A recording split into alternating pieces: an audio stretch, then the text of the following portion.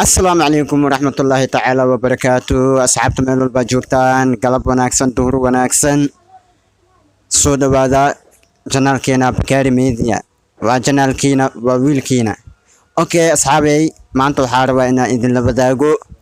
duleedka magaalada Muqdisho degmada Garisbaali saaka waxaa lagu arkay arin mucjiso ah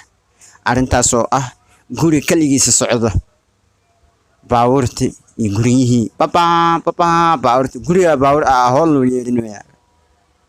okay waad arki doontaan muuqaalkaas asxaabay meel walba joogtaan ila daawada muuqaalkaas horta arrintan waa arrin la yaab leh saakaan soo arknay waa wax jira indhihiinaad ku arkaysaan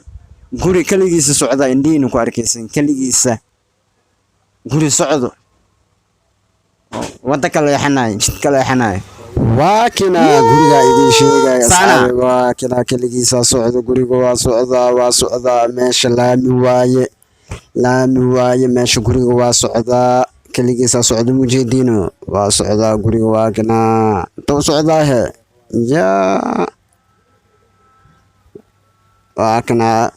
asxaabay hal guri ma aha guriyaha waa 2 ilaa 3 ayay gaarayaan waakina waa socdaa gurigan asna kaligiisa soo socdaa ya boy minna kaligiisa ahay oo kaligiisa ahaya day fiiri asxaabay day laamiga mujeedino bajada maruusu hoomiya maruusu nooha maruusu ya dada marooyo aka guriga kaligiisa iska socdaa akhir zamaankii la sheegay miya ya ilaahu dhibaatadan ummadan ka bixi ilaahu ummadan dhibaatadan ka bixi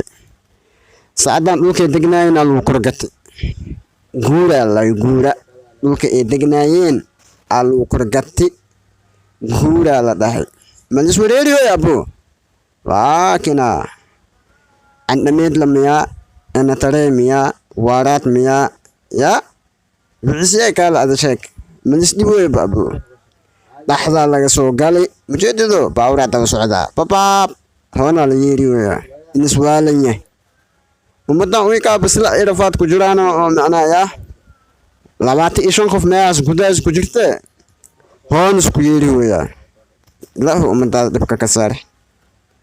waa kana kii saddexaad waa kana inta soo socdaa kan balcad soo socdaa malana ya balcad soo socdaa kan xamar waa ka buuxaya mujeeda kan xamar waa ka socdaa kan waxastaagan yahay ana saan balcad ku neebsaa balcad ka soo kama astaagan yahay kan waa socdaa waa baxay ya afgoytos waa day waa baxay meeshan ka imaadaya una qaas taagay ana maalin kasta la fiiqaamiya waa baxay isna waa